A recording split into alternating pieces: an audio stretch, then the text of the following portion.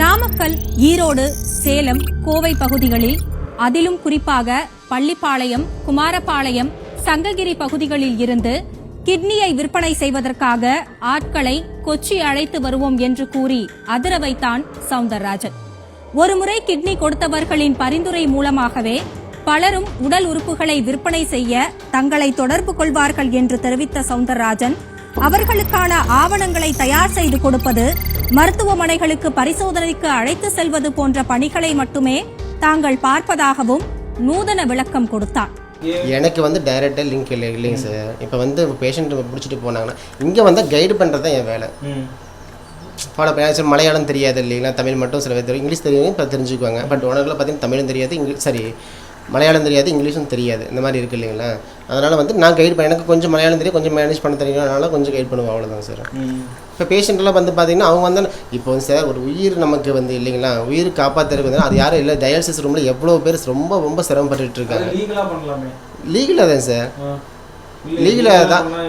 இது லீகலாக பார்த்தீங்கன்னா நீங்கள் சொல்கிறது கரெக்டு தான். லீகலாக பார்த்தீங்கன்னா நம்ம ரிலேஷன் சொல்கிறது நமக்கு அப்படி இப்போ ரிலேஷன், நம்ம இது ஃபேமிலி ஃப்ரெண்டுன்னு சொல்லி தான் சார் பண்ணுறோம். நம்ம சரிங்களா, ஃபேமிலி ஃப்ரெண்டுன்னு சொல்லி நம்ம அன்ரிலேட்டிவ் அந்த மாதிரி தான், நம்ம அன்ரிலேட்டிவ் சொல்லி தான் நம்ம இது பண்ணுறோம். என்ன சார் லீகலாக ப்ரொசீஜர் படி எல்லாமே நம்ம நோட்டரிக்கிட்ட சைன் பண்ணி, அது அப்போ அவங்க நீடு தான் சார். அவங்க பொய் சொல்லி லீவில் பண்ணுறீங்க சார். அவர் அட்ரஸ்ஸு சொந்தக்காரன் இல்லை, ஃபேமிலி ஃப்ரெண்டாக தான் சொல்கிறோம்.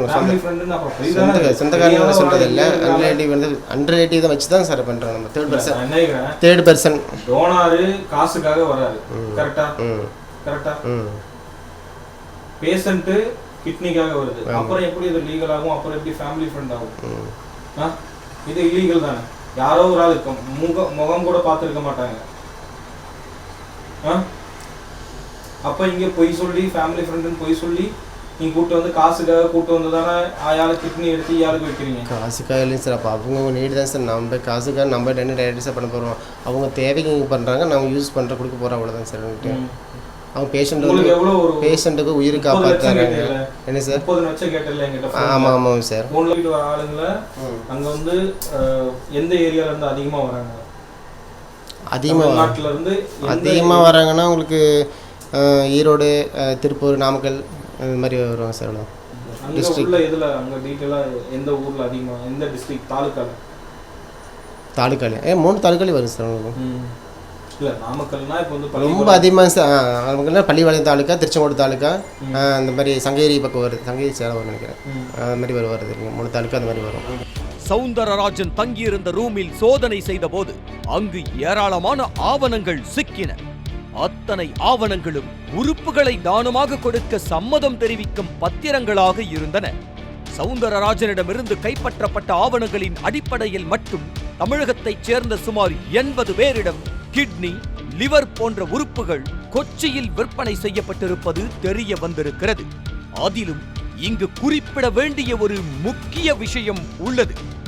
தமிழ்நாட்டிலிருந்து அப்பாவி ஏழைகளை கொச்சிக்கு அழைத்து இந்த லேக்ஷோர் மருத்துவமனையில் கிட்னியை எடுப்பதற்காக அழைத்து வருவதற்கு உருவாக்கப்படும் அந்த ஆவணங்கள், கொண்டு சமர்ப்பிக்கப்படக்கூடிய ஆவணங்கள் அனைத்துமே போலியாக தயாரிக்கப்பட்டவை என்பது நம்முடைய விசாரணையில தெரிய வந்திருக்கிறது. சில இடங்களில் கிடைக்கக்கூடிய ஆவணங்களை முறைப்படி பெறுகிறார்கள், பல இடங்களில் பணம் கொடுத்தும் அல்லது போலியான விஷயங்களையும் உருவாக்குகிறார்கள். உதாரணத்துக்கு இவர்கள்லாம் அதாவது ரத்த சம்பந்தப்பட்டவர்கள் இப்போ சென்னையில் இருக்கக்கூடிய ஒருவருக்கு கிட்னி தேவைப்படுகிறது என்று சொன்னால், ஈரோடு பகுதியில் அல்லது நாமக்கல் பள்ளிப்பாளையம் பகுதியில் இருக்கக்கூடிய ஒரு நபர் கிட்னி தானம் கொடுப்பதாக முன் வருகின்றார். சென்னையில் இருக்கக்கூடிய நபரும் பள்ளிப்பாளையத்தில் இருக்கக்கூடிய நபரும் உறவினராகவே இருக்க மாட்டார்கள். ஆனால் போலியான ஆவணங்கள் மூலமாகவும் போலியான புகைப்படங்கள் மூலமாகவும் அவர்களை உறவினர்கள் போல சேர்ப்பதற்கான ஆவணங்களை உருவாக்குகிறார்கள். அதற்கான புகைப்படங்களும் கூட நமக்கு கிடைக்கப்பட்டிருக்கின்றது. பலரும் எங்கெங்கோ இருக்கக்கூடிய அந்த 2 நபர்களை கொண்டு அவர்கள் திருமணத்தில் ஒன்றாக கலந்து கொண்டது போலவும், அவர்கள் வீட்டு நிகழ்ச்சிகளில் ஒன்றாக கலந்து கொண்டது போலவும், சில இடங்களில் வெவ்வேறு நபர்கள் கணவன் மனைவியாகவும், இவர்கள் யார் யாரோ என்று இருந்தால் அவர்கள் இவர்தான் என்னுடைய கணவர், இவர்தான் என்னுடைய மனைவி என்பது போன்று போலியான போட்டோக்களையும் அவர்கள் உருவாக்குகின்றார்கள். இது போன்ற பல போட்டோக்கள் நம்மிடம் கிடைக்கப்பட்டிருக்கிறது. பணத்திற்காக, சொற்ப பணத்திற்காக 3 லட்சம் 4 லட்சம் ரூபாய்க்கு ஏழைகள் மூளை செலவு செய்து இந்த கிட்னிகள் கொடுக்கப்படுகின்றது. கிட்னியை விற்பனை செய்பவர்கள் யார், எதற்காக தங்கள் கிட்னியை விற்பனை செய்கின்றனர்? தமிழகத்தில், அதிலும் குறிப்பாக நாமக்கல், ஈரோடு, சேலம், தூத்துக்குடி, கன்னியாகுமரி பகுதிகளைச் சேர்ந்த ஏழை எளிய மக்கள்தான் கிட்னி விற்பனை கும்பலின் டார்கெட்டாக உள்ளது. அதிலும் கொங்கு மண்டலத்தில் கந்துவட்டி வாங்கி கட்ட முடியாமல் தவிக்கும் ஏழை எளிய நெசவாளர்கள்தான் அதிகளவில் தங்கள் கிட்னி அல்லது கல்லீரலை விற்பனை செய்ய சவுந்தரராஜன் போன்ற புரோக்கர்களை அணுகுகின்றனர். നിങ്ങൾ എന്നാ ഇവിടെ വന്നത്? கிட்னி கொடுக்க இங்கே எதுக்காக வந்தீங்க? கிட்னி இதுக்கு வந்திருக்கேன். கிட்னி கொடுக்கலான்னு வந்தேன். யாருக்கு? மூர்த்திங்கிறவங்களுக்கு. மூர்த்தி யாரு? அங்கே யாருன்னு தெரியாது. தெரியாது. அப்புறம் எப்படி கிட்னி கொடுக்க வந்தீங்க? எங்களுக்கு கடன் பிரச்சனை இருக்குதுன்னு நாங்கள் வந்திருக்கோம். எவ்வளோ கடன்? எங்களுக்கு 4 லட்சம் பக்கம் இருக்குது. 4 லட்சம் இவங்க தரேன்னு சொன்னாங்களா? அவங்க தரேன்னு சொல்லிங்க, எங்களுக்கு கடன் இருக்குதுன்ட்டு நாங்கள் கொடுக்கலான்ட்டு வந்தோம். உங்களுக்கு எவ்வளோ கொடுக்குறேன்னு சொல்லியிருக்காங்க? 5 லட்சம். எவ்வளோ? 5 தான். 5 லட்சம். 5 லட்சம். யார் சொன்னது? தெரிஞ்சவங்க சொல்லியிருந்தாங்க, இவங்ககிட்ட ஜாயின் பண்ணிவிட்டாங்க. தெரிஞ்சவங்க பேர்? அவங்க பேர்லாம் எங்களுக்கு தெரியாது. அப்போ நாம் துணிஞ்சு வந்துட்டோம். என்ன பண்ண? உங்களுக்கு உயிரை பற்றி கவலை இல்லையா? இந்த கடன் பிரச்சனைனால அது கூட பொறுப்பேற்றுக்கலையே. எவ்வளோ கடன் பிரச்சனை? 5 லட்சம். 5 லட்சத்துக்காக உயிரை விட துணிஞ்சிட்டீங்க. அந்த அளவுக்கு உங்களால் வாழ்க்கையில் சமாளிக்க முடியாமல் இருக்கீங்களா? சமாளிக்க முடியலன்னு தான் வந்திருக்கோம். இது உங்களுக்கு எந்த அளவுக்கு உங்கள் மனசு பாதிக்கலையா? கேட்குற எங்களுக்கே ஒரு மாதிரி கஷ்டமாக இருக்குது. ஒரு காசுக்காக தன்னுடைய உயிரையும் துச்சமாக மதித்து கிட்னியை கொடுக்க வந்திருக்கீங்க. அப்படி உங்கள் மனநிலை எப்படி இருக்குது அப்படிங்கிறது எனக்கு நல்லா தெரியுது. ஏன் இவ்வளோ ஒரு கஷ்டப்பட்டு இந்த முடிவு எடுத்துருக்கீங்க? தொழில் சரியா இல்லை, கடன் பிரச்சனை அதிகம். அதனால் சரின்னு நானே வந்தேன். வெறும் 3 லட்சம் ரூபாய் 4 லட்சம் ரூபாய் கடனுக்காக தங்கள் உடல் உறுப்புகளை விற்பனை செய்ய இவர்களை போன்ற ஏழை எளிய மக்கள் முன் வருகின்றனர். இதற்காக உடல் பரிசோதனை, ஆவணங்கள் சமர்ப்பித்தல் என 6 மாத காலம் வரை கொச்சிக்கும் தமிழ்நாட்டுக்குமாக அலையவும் செய்கின்றனர். உடல்நிலை, ஆவணங்கள் என அனைத்தும் சரியாக இருந்தால் கொச்சி லேக் ஷோர் மருத்துவமனைக்கு அழைத்துச் செல்லப்பட்டு கிட்னி, லிவர் போன்றவை எடுக்கப்படுகின்றன. லேக் ஷோர் மருத்துவமனையில் பணியாற்றும் நபர்களை தொடர்பு கொண்டு லிவர் இருக்கிறது வேண்டுமா என புரோக்கர் சவுந்தரராஜன் கேட்க, எந்த பிளட் குரூப் என மறுமுனையில் பெண் பணியாளர் ஒருவர் கேட்கும் வீடியோ ஒன்றும் இருக்கிறது.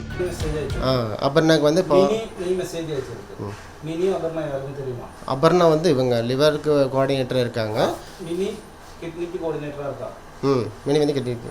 இது ரெண்டும் தான ட்ரான்ஸ்ஃபர் பண்ணனும். அப்ப பின்ன எங்கனது? அவங்க நம்பர் எங்கிட்ட இருக்குங்க சார். என் நம்பர் அவங்க கிட்ட இருக்காது. நான் ஒரு மெசேஜ் பாஸ் பண்ணதா கேட்டுட்டு. உள்ள யாரும் காங்க. ஓ, அது எப்படி நம்ம நம்பர் அப்படின்னு கேக்குறீங்களா சார்? உள்ள கோஆர்டினேஷன் எல்லாமே எப்படி அவர் ரிப்ளை பண்ணிருக்கு. என்னோட வாட்ஸ்அப் மெசேஜுக்கு அவர் ரிப்ளை பண்ணிருக்கு. அதுதான் நான் சொல்றேன். இப்போ என்னன்னு சார், இப்போ லிவருக்கு நம்ம அபர்ணா சொன்னீங்க இல்லையா, அவங்க பாத்தீங்கன்னா நமக்கு இப்போ கைட் பண்றாங்க. அதாவது என்னென்ன டெஸ்ட் எடுக்கணும்னு சொல்லிட்டு கைட் பண்றாங்க அவங்க. இது நான் அவங்களுக்கு டெஸ்ட் எடுத்து கொடுத்து பண்றாங்க சார். அப்படியே அவருக்கு தெரியும்ல நீ ஏஜென்ட் தான். தெரியக்கு சான்ஸ் இருக்கு. இப்போ 15 பேரை நீ கொடுத்துருக்க. நீ சொல்லியிருக்க 15 பேரை நான் கிட்னி டிரான்ஸ்பிளான்டேஷனுக்கு இங்கிருந்து கூட்டிகிட்டு போயிருக்கேன். சரியா? வெவ்வேறு இடத்துல இருந்து, தமிழ்நாட்டில் இருந்து. அப்போ நீ ஏஜென்ட்னு அவருக்கு தெரியும் தானே முன்னாடியே? அதாவது எங்கள் ஸ்டாஃபுக்கு ஏஜென்ட், என்ன ஏஜென்ட் தெரியுமான்னு தெரியுங்க சார். ஏஜென்ட் தெரியும். தெரிஞ்ச மாதிரி காமிச்சு கூடாது, ப்ராப்பராக பேசணும். மேம் மேம் இவங்க அந்த இந்திராணி இருக்காங்க இல்லையா, 5 டாக்டர் பார்த்தாச்சு. வேற என்ன பண்ணணும் மேம்?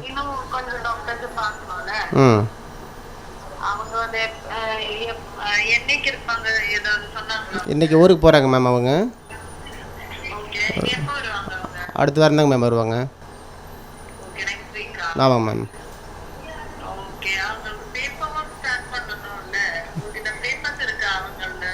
என்கிட்ட எதுவும் இல்லை மேம். எதுவும் இல்லை மேம்.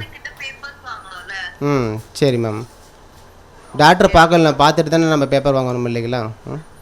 எல்லா டாக்டர் முடிஞ்ச ஒரு தான் பேப்பர் வாங்கணும் இல்லைங்களா மேம்?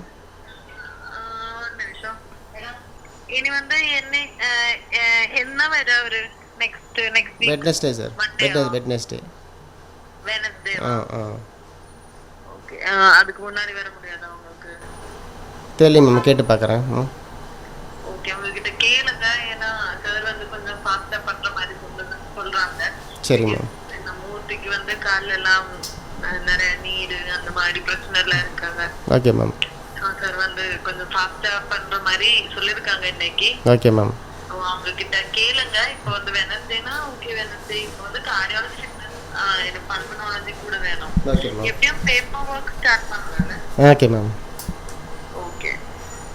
நான் உனக்கு இன்னொரு டோனர் வந்து இருக்காங்க, பேஷண்ட் ஏதாவது இருக்கான்னு சொல்லிட்டு சொல்லுங்க. அப்படி சொல்லுவாங்க. என்கிட்ட இன்னொரு டோனர் இருக்காங்க, என்னோட டீட்டெயில் எடுத்துக்கோ.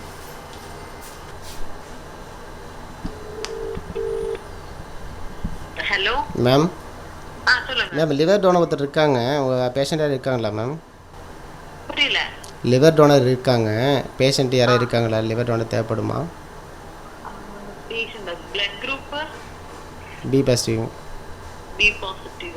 ஓ பாசிட்டிவ் யாராவது இருக்காங்களா? ஒர்க் அப் முடிஞ்சவங்க? தெரியல, அப்படி இல்லைம்மா, ஒருத்தர் இல்லை. ஓகே, எப்படியும் பார்க்குறேன். நாங்கள் பார்த்துட்டு சொல்ல. Okay ma'am. அமௌண்ட்டு எத்தனை தெரியும் மேம்? புரியல. அமௌண்ட்டு எத்தனை தெரியுங்களா? எந்த அமௌண்ட்டு? டோனருக்கு அமௌண்ட்டு அது எனக்கு தெரியாது. O positive ma'am. O positive சொல்கிறேன் உங்ககிட்ட இப்போ வேணும்னா. சரிங்க மேம்.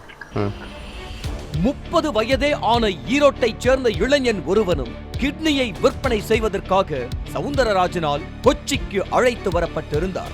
திருமணம் ஆகி 4 வருடம் ஆன நிலையில் 3 வயதில் குழந்தை இருப்பதாக கூறி அந்த இளைஞர் கந்துவட்டியை கட்ட முடியாமல் தனது கிட்னியை விற்பனை செய்ய வந்திருப்பதாக கூறியது பரிதாபத்தை ஏற்படுத்தியது.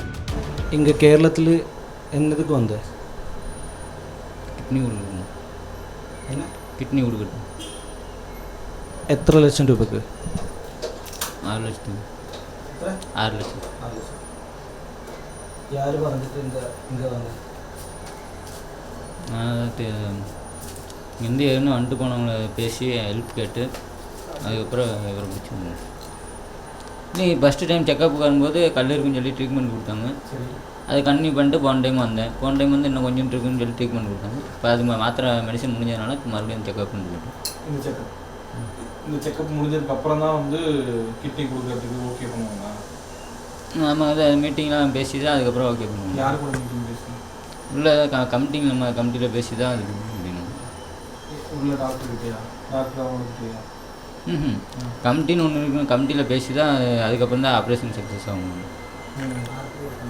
யாருக்கு கொடுக்குறீங்கன்னு தெரியுமா? தெரியும். யாருக்கு? கோயம்புத்தூரில் ஆறுக்குட்டின்னு சொல்லிட்டு ஒருத்தர். கோயம்புத்தூர் ஆறுக்குட்டி. எப்படி தெரியும்? நேற்று தான் பார்த்தீங்க. எங்கே? இங்கே தான் இன்ட்ரடியூஸ் பண்ணி வச்சாங்க. செக்அப் பண்ணி ஹாஸ்பிட்டலில் நேற்று கூப்பிட்டு வந்திருந்தாங்க. இப்போ பேஷண்ட் வந்து நேராக உங்கள்கிட்ட கேட்டாரா இல்லை வந்து யார் கேட்டாங்க? இல்லை, நானே தான் கேட்டேன். எனக்கு வேணும்னு சொல்லி அமௌண்ட் வேணும்னு சொல்லி நானே கொடுக்குறேன்னு சொல்லி ஃபஸ்ட்டு ஒரு டைம் கேட்டது. யாருக்கிட்ட கேட்டேன்? நான் தெரிஞ்சவங்ககிட்ட கேட்டு அவங்க ஜாயின் பண்ணி விட்டாங்க. திருப்பூர்காரங்கிட்ட. தெரிஞ்சவங்கன்னா யாருன்னா அக்கா வீட்டுக்கார் மாமாவுக்கு ஒரு ஃப்ரெண்டு யாரோ கொடுத்துருக்காங்க அப்படின்னு சொல்லிட்டு நான் பணம் பிரச்சனை கேட்டதுக்கு அப்பயே அவர் சொன்னார் வேண்டாண்டா அப்படி இப்படின்னாரு. அப்புறம் அதை பேசி அப்புறம் அவர் யார்கிட்ட பேசி அதை திருப்பூர்கார் அவர்கிட்ட பேசி கிருஷ்ணகுமார் அவர்கிட்ட பேசி அவர்கிட்ட சொல்லி ஜாயின் பண்ணிருக்கோம். என் கடன் பிரச்சனை இருக்குது, என்ன கடை கொடுத்தோம். கடன் 3 லட்ச ரூபா கடன் இருக்குது. எல்லாம் வெளியே கந்து வெட்டி எல்லாம் பணம் வாங்கி எல்லாம் லாக் ஆகிடுச்சு. இங்கே கிட்னி கொடுக்கறதுக்கு எத்தனை லட்சம் தரேன்னு சொன்னாங்க? 6 லட்சம். கிட்னி வேண்டும் என வரும் நோயாளிகளிடமிருந்து சவுந்தரராஜன் உள்ளிட்ட புரோக்கர் கும்பல் 30 லட்சம் ரூபாய்க்கும் குறைவில்லாமல் பணத்தை வசூலித்துக் கொள்கிறது. மேலும் கிட்னியை விற்பனை செய்ய முன் வருபவர்களின் மருத்துவ பரிசோதனை, பயணச் செலவு, தங்கும் செலவு என அனைத்தையும் நோயாளிகளிடமிருந்து புரோக்கர் கும்பல் வசூலித்துக் கொள்கிறது. லேக் ஷோர் மருத்துவமனையில் நடைபெறும் கிட்னி மாற்று அறுவை சிகிச்சைக்கான செலவையும் நோயாளியே ஏற்றுக்கொள்கிறார். அந்த வகையில் ஒரு கிட்னி மாற்று அறுவை சிகிச்சைக்கு சுமார் 50 லட்சம் ரூபாய் வரை புழங்குகிறது.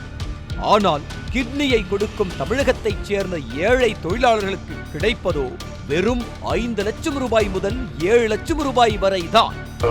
அது எவ்வளோ ஆகும் அப்படிங்கிறது மட்டும் கொஞ்சம் டோட்டலா 30 லட்சமா? கொஞ்சம் ஏதாவது நெக்லிஷியேட் பண்ணுவாங்களாண்ணா ஏதாச்சும்?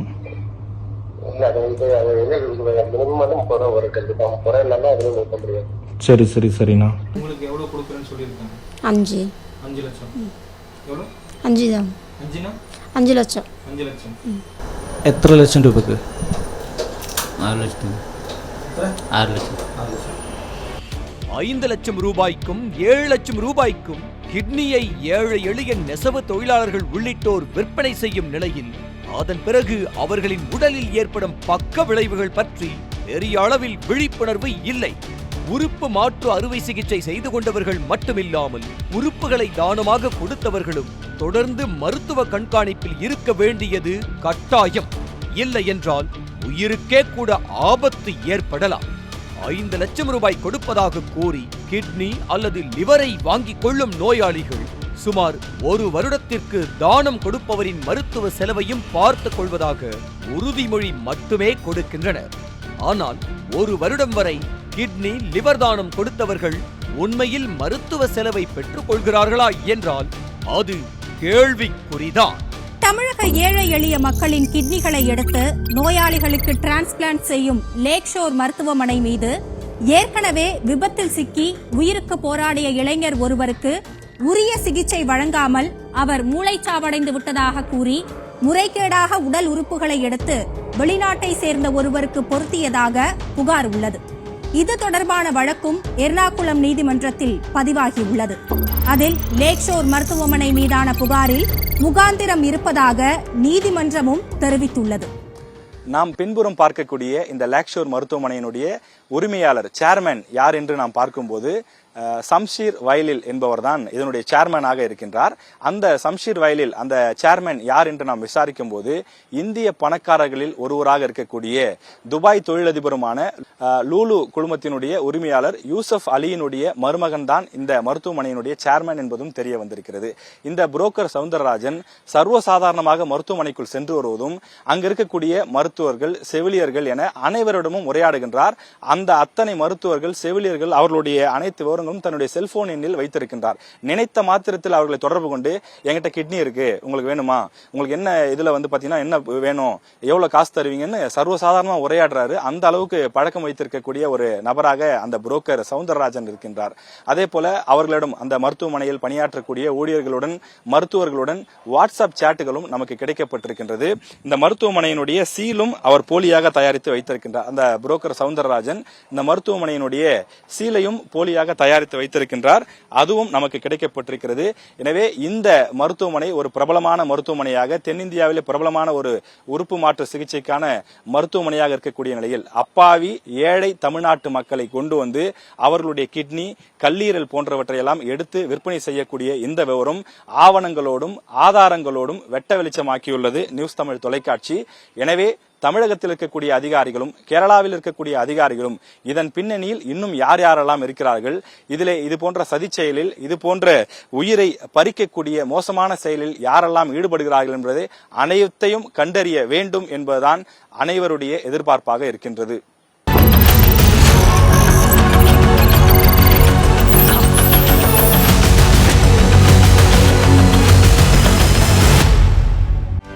செய்திகளை உடனுக்குடனும் துல்லியமாகவும் தெரிந்து கொள்ள சப்ஸ்கிரைப் பண்ணுங்க.